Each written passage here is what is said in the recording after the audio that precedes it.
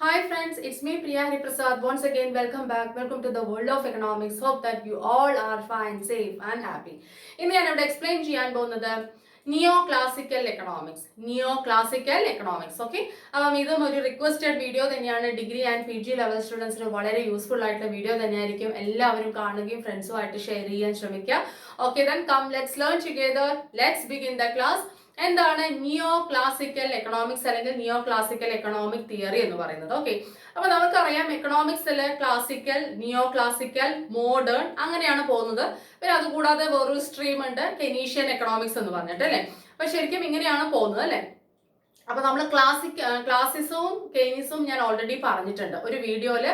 Classical എക്കണോമിക്സും Keynesian എക്കണോമിക്സും differentiate ചെയ്ത് single വീഡിയോയിൽ തന്നെ പറഞ്ഞിട്ടുണ്ട്. ഞാൻ വളരെ ഇലോബറേറ്റ് ചെയ്ത് ഞാൻ ഫുൾ കാര്യങ്ങളും ക്ലാസിക്കൽ എക്കണോമിക്സും കെനീഷ്യൻ എക്കണോമിക്സും ഞാൻ പറഞ്ഞിട്ടുള്ള ഒരു വീഡിയോ ആണ്. നിങ്ങൾക്ക് വളരെ യൂസ്ഫുൾ ആയിരിക്കും. അപ്പൊ നിങ്ങൾ അത് എന്തായാലും കാണണം, കാണാത്തവർ ഓക്കെ. പ്ലേലിസ്റ്റിലുണ്ട്. അതല്ലെങ്കിൽ ക്ലാസിസം വേഴ്സസ് കെയ്നിസം ബൈ പ്രിയ ഹരിപ്രസാദ് എന്ന് പറഞ്ഞ് സെർച്ച് ചെയ്ത് കാണണം കേട്ടോ. വളരെ ഇമ്പോർട്ടന്റ് ആണ്, അതുകൊണ്ടാണ് പറയുന്നത്. ഓക്കെ, അപ്പൊ കം ടു ദ പോയിന്റ്. അപ്പൊ നമ്മൾ എന്താണ് ഇവിടെ പഠിക്കാൻ പോകുന്നത്? നിയോ ക്ലാസിക്കൽ എക്കണോമിക്സ്. അപ്പൊ ഞാൻ പറഞ്ഞു ക്ലാസിസം, പിന്നെ അതേപോലെ തന്നെ എന്തുണ്ട്, നിയോ ക്ലാസിക്കൽ എക്കണോമിക്സ് ഉണ്ട്, അതേപോലെ തന്നെ മോഡേൺ എക്കണോമിക്സ് ഉണ്ട് അല്ലെ. അപ്പൊ അതിൽ നമ്മളിപ്പോ പഠിക്കുന്നത് നിയോ ക്ലാസിക്കൽ എക്കണോമിക് തിയറിയാണ്. ഓക്കെ, ഈ 1900 ആ സമയത്ത് കോയിൻ ചെയ്ത് വന്ന ഒരു ടേം ആണ് എന്ത് പറയുന്നത്, ഈ നിയോ ക്ലാസിക്കൽ എക്കണോമിക്സ് എന്ന് പറയുന്നത്. 1900 ആ സമയത്ത് കോയിൻ ചെയ്ത് വന്നിട്ടുള്ള ഒരു ടേം ആണ് ഇത്. മനസ്സിലായോ? ഓക്കെ, അപ്പൊ ശരിക്കും പറഞ്ഞാൽ അത് ക്ലാസിസത്തിനെ ആർഗ്യൂ ചെയ്യാനായിട്ട് വന്നിട്ടുള്ള ഒരു സ്ട്രീം തന്നെയാണ്. ഓക്കെ, അത് നമ്മൾ പ്രത്യേകം ഓർക്കണം. എന്തിനെ ആർഗ്യൂ ചെയ്യുന്നുണ്ട്? കുറെ കാര്യങ്ങളിൽ. ഓക്കെ, ഏറെക്കുറെ സെയിം ആയിരിക്കുമെങ്കിലും കുറെ കാര്യങ്ങൾ എന്തിനെ ആർഗ്യൂ ചെയ്യുന്നുണ്ട്? ക്ലാസിക്കൽ എക്കണോമിക്സിനെ ആർഗ്യൂ ചെയ്യുന്നുണ്ട്. ഓക്കെ, അപ്പൊ അതിനായിട്ട് വന്നിട്ടുള്ള ഒരു സ്ട്രീമാണ്. ഇവിടെ ഡിമാൻഡ് ആൻഡ് സപ്ലൈക്ക് ഇമ്പോർട്ടൻസ് കൊടുക്കുന്നുണ്ട്.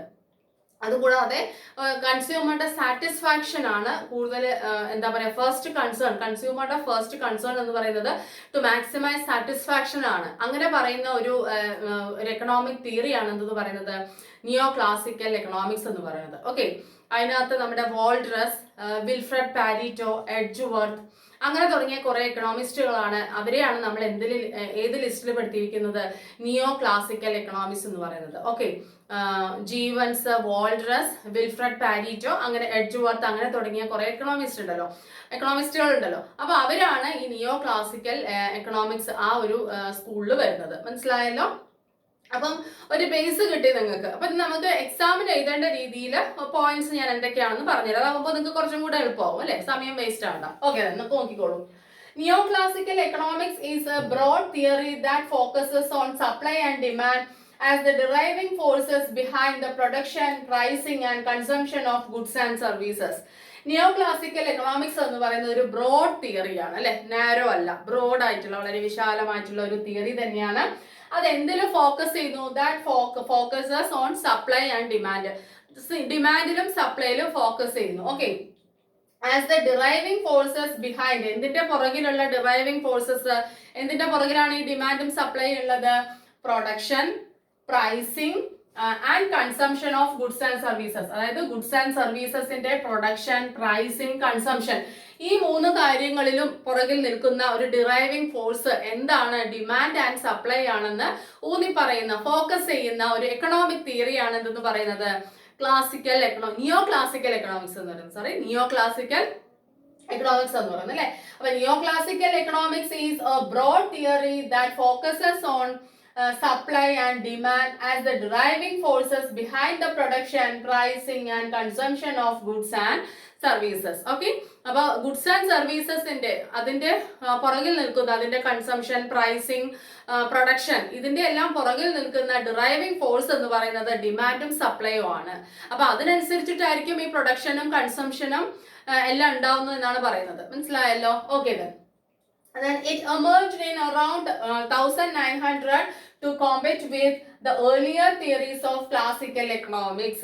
Classical economics in the earlier theories അതിനെ കോമ്പറ്റ് ചെയ്യാൻ അല്ലെങ്കിൽ അതിനെ ആർഗ്യൂ ചെയ്യാനായിട്ട് ഏകദേശം 1900 ആ സമയത്ത് അറൗണ്ട് ഓക്കെ ആ സമയത്ത് എമേർജ് ചെയ്തു വന്നിട്ടുള്ള അല്ലെങ്കിൽ ആ സമയത്ത് കോയിൻ ചെയ്തു വന്നിട്ടുള്ള ഒരു ടേം അല്ലെങ്കിൽ ഒരു എക്കണോമിക് തിയറിയാണ് ഇതെന്ന് പറയുന്നത് നിയോ ക്ലാസിക്കൽ എക്കണോമിക്സ് എന്ന് പറയുന്നത്. ഓക്കെ, അപ്പൊ it emerged in around 1900 to compete with the earlier theories of classical economics. അല്ലെ, ക്ലാസിക്കൽ എക്കണോമിക്സിന്റെ earlier തിയറീസിനെ കോമ്പറ്റ് ചെയ്യാനായിട്ട് എമേർജ് ചെയ്ത് വന്നിട്ടുള്ള 1900 എമേർജ് ചെയ്ത് വന്നിട്ടുള്ള എക്കണോമിക് തിയറി അല്ലെങ്കിൽ ആ ഒരു സ്കൂൾ, അതാണ് എന്ത് പറയുന്നത് നിയോ ക്ലാസിക്കൽ എക്കണോമിക്സ് എന്ന് പറയുന്നത്. മനസ്സിലായല്ലോ? ഇനി നോക്കിക്കോളൂ.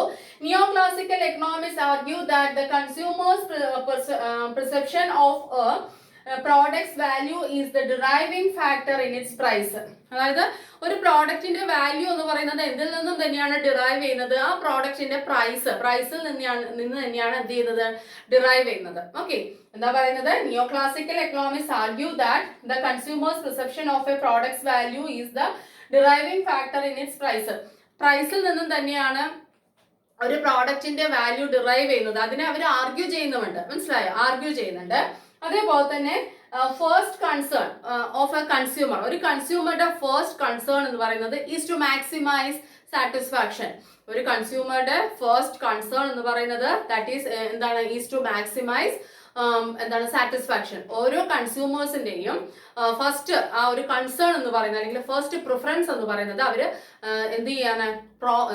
സാറ്റിസ്ഫാക്ഷൻ മാക്സിമൈസ് ചെയ്യുക എന്നുള്ളതാണ്. സാറ്റിസ്ഫാക്ഷൻ മാക്സിമൈസ് ചെയ്യുക എന്നുള്ളതാണ് ഓരോ കൺസ്യൂമേഴ്സിന്റെയും ഫസ്റ്റ് കൺസേൺ എന്ന് പറയുന്നത്. ഓക്കെ, അപ്പൊ അതുകൊണ്ട് തന്നെ അവർക്ക് ഏത് പ്രോഡക്റ്റിനാണോ കൂടുതൽ യൂട്ടിലിറ്റി ഉള്ളത്, അതായത് ഏത് പ്രോഡക്റ്റിൽ നിന്നാണോ കൂടുതൽ യൂട്ടിലിറ്റി കിട്ടുന്നത് ആ പ്രോഡക്റ്റ് ആയിരിക്കും അവർ എന്ത് ചെയ്യുക? സെലക്ട് ചെയ്യുക. അപ്പം ഈ പ്രൈസ് എന്ന് പറയുന്ന കാര്യത്തിന് അവർ ആർഗ്യൂ ചെയ്യുന്നുണ്ട്. മനസ്സിലായോ? അവർ വാല്യൂ പ്രൈസിനെ ബേസ് ചെയ്തിട്ടാണെന്ന് പറയുന്നുണ്ട്, പക്ഷെ കൂടാതെ അതിനെ അവർ ആർഗ്യൂ ചെയ്യുന്നുണ്ട്. കാരണം ഒരിക്കലും കൺസ്യൂമർ പ്രൈസ് മാത്രമല്ല, വാല്യൂ മാത്രം അല്ല നോക്കുന്നത്, സാറ്റിസ്ഫാക്ഷൻ നോക്കുന്നുണ്ട്. അപ്പൊ യൂട്ടിലിറ്റി എത്ര കൂടുതൽ കിട്ടുന്നോ അതിനനുസരിച്ചിട്ടായിരിക്കും എന്ത് ചെയ്യുന്നത്? പ്രോഡക്റ്റ് എടുക്കുന്നത്. അപ്പൊ ഓരോ കൺസ്യൂമറുടെയും ഫസ്റ്റ് കൺസേൺ എന്ന് പറയുന്നത് that is to maximise satisfaction. അപ്പൊ യൂട്ടിലിറ്റി ഹയസ്റ്റ് ആയിട്ടുള്ള പ്രോഡക്ട്സ് ആയിരിക്കും ഓരോ കൺസ്യൂമറും തിരഞ്ഞെടുക്കുന്നത് എന്ന് പറയുന്നു. മനസ്സിലായല്ലോ? ഇനി സെക്കൻഡ് വൺ നോക്കിക്കോളൂ. നെക്സ്റ്റ് പോയിന്റ് നോക്കിക്കോളൂ. More importance to utility to consumers, not the cost of production. More importance എന്തിനാ കൊടുക്കുന്നത്? യൂട്ടിലിറ്റിക്കാണ് കൊടുക്കുന്നത്. മനസ്സിലായല്ലോ? ഞാൻ ഓൾറെഡി പറഞ്ഞു അല്ലെ. അപ്പം എന്തിനല്ല കോസ്റ്റ് ഓഫ് പ്രൊഡക്ഷൻ അല്ലെങ്കിൽ വാല്യൂ ഓഫ് ദ പ്രോഡക്റ്റിനേക്കാളും കുറച്ചും കൂടെ യൂട്ടിലിറ്റി, സാറ്റിസ്ഫാക്ഷൻ എവിടെ നിന്ന് കിട്ടുന്നു എന്നുള്ളതിനാണ് ഇമ്പോർട്ടൻസ് കൊടുക്കുന്നത്. അപ്പൊ ഓരോ കൺസ്യൂമറും പ്രൈസ് അല്ലെങ്കിൽ കോസ്റ്റ് ഓഫ് പ്രൊഡക്ഷൻ അല്ലെങ്കിൽ അതിന്റെ വാല്യൂ അതിനേക്കാളും ഇമ്പോർട്ടൻസ് കൊടുക്കുന്നത് എന്താണ്? യൂട്ടിലിറ്റിക്കാണ്. ഓക്കെ, ഇനി നോക്കിക്കോളൂ. ബുക്ക് ബൈ കുറെ ബുക്സ് പബ്ലിഷ് ചെയ്തിട്ടുണ്ടായിരുന്നു കുറെ എക്കണോമിസ്റ്റുകൾ. ആരൊക്കെയാണ്? വില്യം സ്റ്റാൻലി ജീവൻസ്, അതേപോലെ തന്നെ കാൾ മെൻചർ, ലിയോൺ ബോൾഡേഴ്സ്. ഇവര് 3 പേരും ബുക്ക് പബ്ലിഷ് ചെയ്തിട്ടുണ്ടായിരുന്നു. അപ്പം ആ സമയത്ത് അതിനകത്താണ് ഈ നിയോ ക്ലാസിക്കൽ എക്കണോമിക്സ് എന്ന് പറയുന്ന ആ തിയറി എന്താ പറയുക എക്സ്പ്ലെയിൻ ചെയ്തിരിക്കുന്നവര്. ഓക്കെ, ആരൊക്കെയാണ്? ആരുടെയൊക്കെ ബുക്സിലാണ് ഈ നിയോ ക്ലാസിക്കൽ എക്കണോമിക്സ് തിയറി എന്ന് പറയുന്ന സെപ്പറേറ്റ് അത് കാണുന്നത് നമുക്ക് കാണാൻ കഴിയുന്നത്?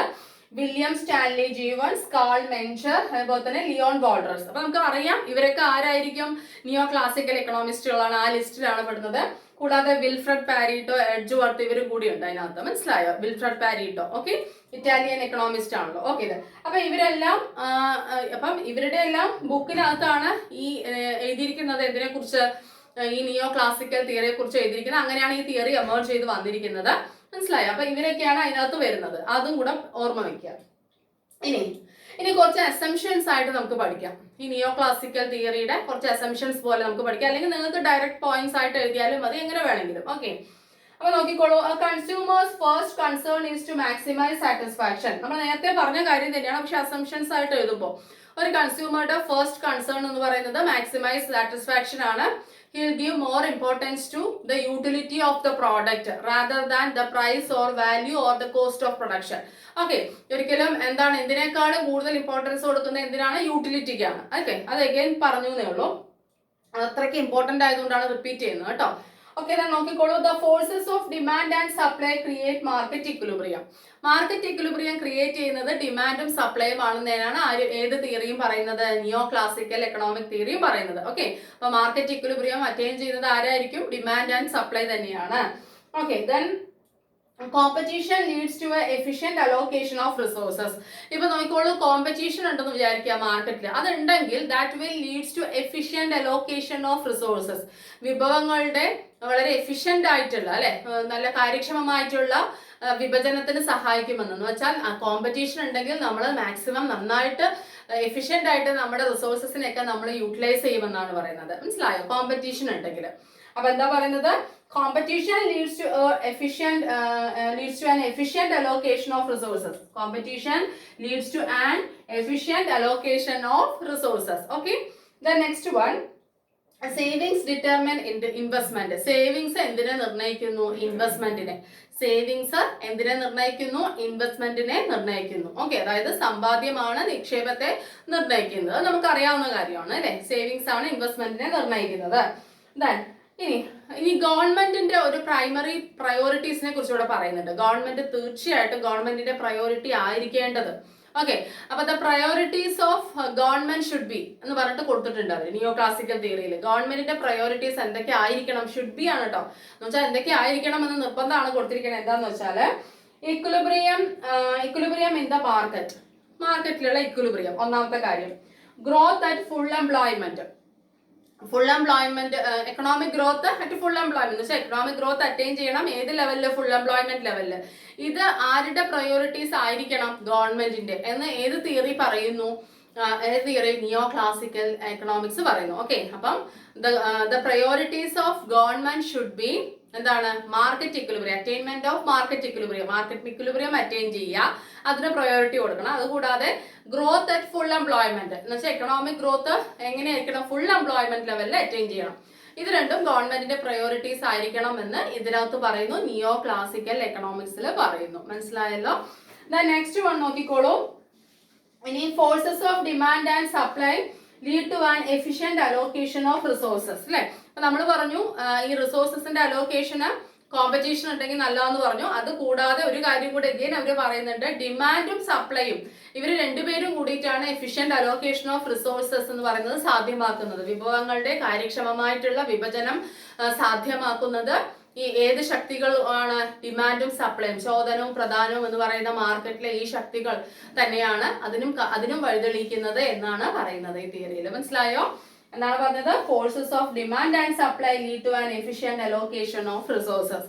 ഡിമാൻഡും സപ്ലൈയും എഫിഷ്യന്റ് അലോക്കേഷൻ ഓഫ് റിസോഴ്സസ് സാധ്യമാക്കുന്നു എന്ന് പറയുന്നു. ഓക്കെ, അപ്പൊ ഇവിടെ എന്താണ് ഇൻ ഷോർട്ട് നമുക്ക് എന്ത് കൺക്ലൂഷനിൽ എത്താം? ഇവിടെ ഡിമാൻഡിനും സപ്ലൈയിലും ഊന്നിയിട്ടാണ് കാര്യങ്ങൾ പറയുന്നത് അല്ലെ. അത് neo classical economic theory focuses on demand and supply അല്ലെ. എവിടെ? Driving forces. എന്തിനുള്ള ഡിറൈവിംഗ് ഫോഴ്സസ് ആണ്? പ്രൊഡക്ഷൻ, കൺസംഷൻ, അങ്ങനെ തുടങ്ങിയ അല്ലെ. എന്താണ് driving forces behind production, pricing and consumption. ഉൽപാദനവും വില നിശ്ചയിക്കലും ഉപഭോഗവും അതിന്റെയൊക്കെ പുറകെ നിൽക്കുന്ന മെയിൻ ആയിട്ടുള്ള കാര്യം ഡിമാൻഡും സപ്ലൈ ആണ്. അതേപോലെ ഇവിടെ മാർക്കറ്റിൽ ഇക്വിലിബ്രിയം ക്രിയേറ്റ് ചെയ്യുന്നത് ഡിമാൻഡും സപ്ലൈയും ആണ്. ഡിമാൻഡും സപ്ലൈക്കും എന്ത് ചെയ്യാൻ കഴിയും? എഫിഷ്യന്റ് അലോക്കേഷൻ ഓഫ് റിസോഴ്സസ് സാധ്യമാക്കാൻ കഴിയും. അതുപോലെ കോമ്പറ്റീഷൻ ഉണ്ടെങ്കിലും എഫിഷ്യന്റ് അലോക്കേഷൻ ഓഫ് റിസോഴ്സസ് സാധ്യമാകും.